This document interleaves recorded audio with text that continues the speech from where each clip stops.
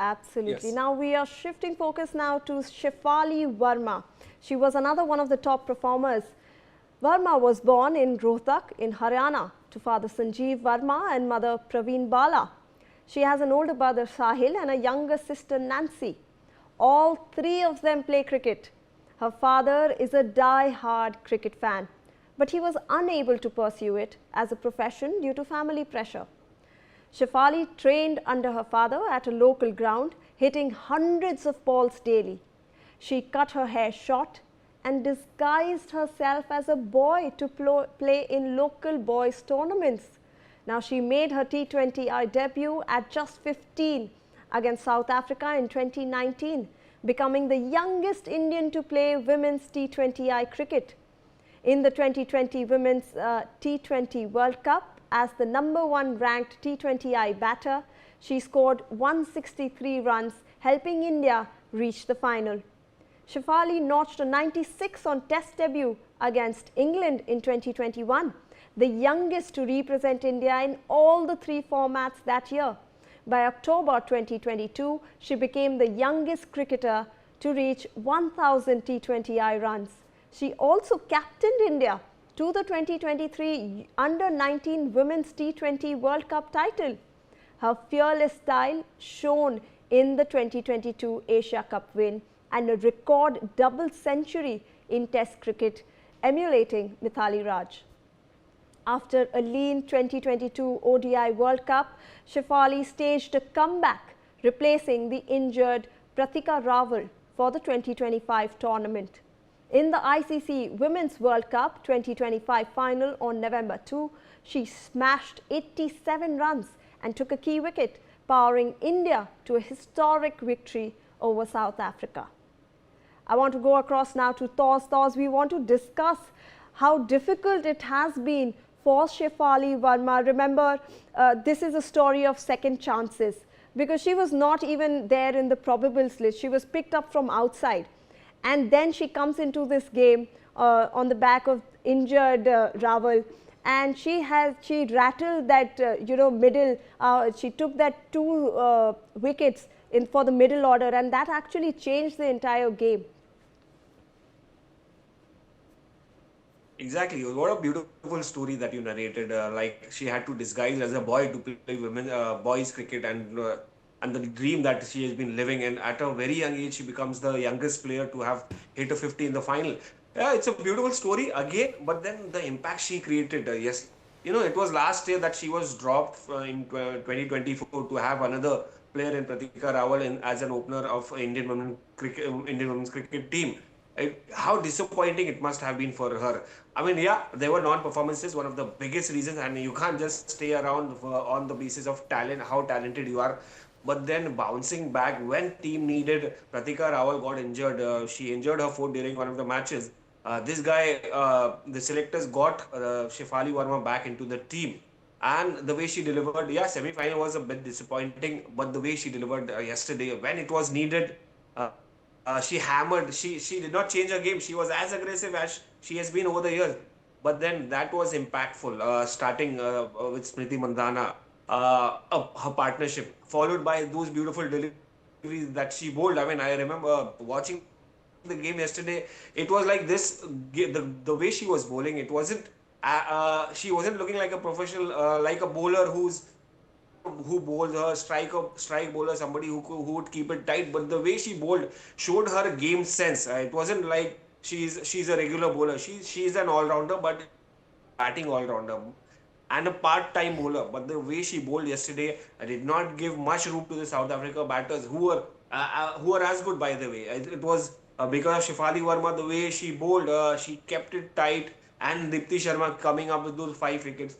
I mean, definitely this girl deserves all the accolades in the world right now for contributing in a major way in last night's game. And what a dramatic entry, a motivational story from starting from younger days to right now, getting back into the team and scoring those big runs is such a motivational story for anybody who's watching this or anybody who saw yesterday's game and Shifali's story. What a story from Shifali and great performance. Absolutely. I think from disguising herself to a boy to now being one of the first women to lift that World Cup trophy. What a story over there for Verma. We do have another top performer, Deepti Sharma. In Agra 1997, Deepti Sharma, a baby of 7, grows up in humble railways colony. Cricket on TV and dreams in her eyes. Little knowing that the Taj city would in fact be the place where this new person will be born. Meanwhile, before we get on to her story, we have a call-in, a fan calling in from Bangalore. Let's talk to him.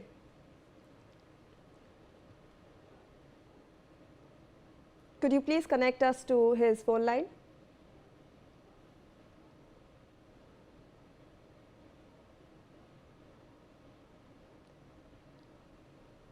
Can you hear us from the studios here? Yeah, now I can hear you. My name is Subramaniam. I'm calling from Bangalore. Hi Subramaniam, what do you think of this historic day? The women have finally, been champions. They were working hard towards it. What's your first reaction? Absolutely elated. In fact, I was really praying that we have a full 50-over match. And I think the unsung heroes are also the ground staff. They have done some fantastic work in terms of putting the super knocker and getting the outfield in good playing condition. And that's why we had a full 50-over match. Because after India won the toss and was put into bat, I was really praying that we have a full 50-over match because no side should get a biased advantage in terms of batting second and being able to know what's the target they have to chase. So I would say they are the unsung heroes. I have not found any cross references to them in terms of anybody talking about them, but then my heart goes out to the staff who've done a fantastic job. As far as the girls are concerned, they played absolutely superb. I can see one thing very distinctly, that the fitness levels of the girls have phenomenally improved over the years. I've been following women's cricket over the last 5 to 6 years, and their fitness levels have phenomenally increased. So I think that's the way to go. Even though you're undersized in terms of Australian and English players, but the fitness is what that makes the key. And so I'm so happy to see that the girls are so physically fit, and with that move continue. And I think all these are spin-offs of, not to take away the credit, people like Virat Kohli, who've led the team by example in terms of fitness levels, that being a vegetarian, you can still be fit and play the match, play the game with full power. And that's something which is a big takeaway for me, which is what I see in terms of technique. I see a rapid improvement in terms of people.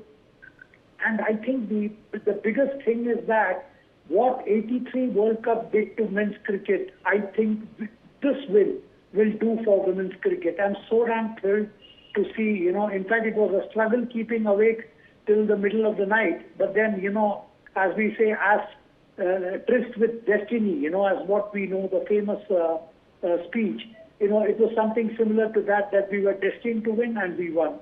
Thank you so much for having me. Absolutely. Thank you for calling in. We also have another fan, Srinivas, calling in from Hyderabad. Srinivas, thank you for calling us. A great moment, in fact, for all of India. But what do you think of it, and have you been following Indian women's cricket from before, or you just saw their victory and now are a proud Indian? No, ma'am, I am a proud Indian because the reason is this World Cup which they have won, it is a spectacular history. Absolutely, Srinivas. Also, now that we are seeing women come to this stage and, competing and then lifting the trophy, a very happy and historic moment. Yes, ma'am, definitely it is a historical moment. And also I believe that women should also participate for the football and the Olympics and other kinds of games which are little bit hard in nature, but still we can make a global effort to win those sports and games also. That's what I believe in, and this is one of the pride and best moment in our cricket history for the Women's World Cup. Absolutely, Srinivas. Were you able to catch the match as well yesterday night? Yes, ma'am. That was being telecasted live, so I watched ball to ball, and it was a rare moment that we have got a win-win situation between India and South Africa, and India could beat South Africa. All right. Thank you so much, Srinivas, for calling in and sharing your emotions on this historic day.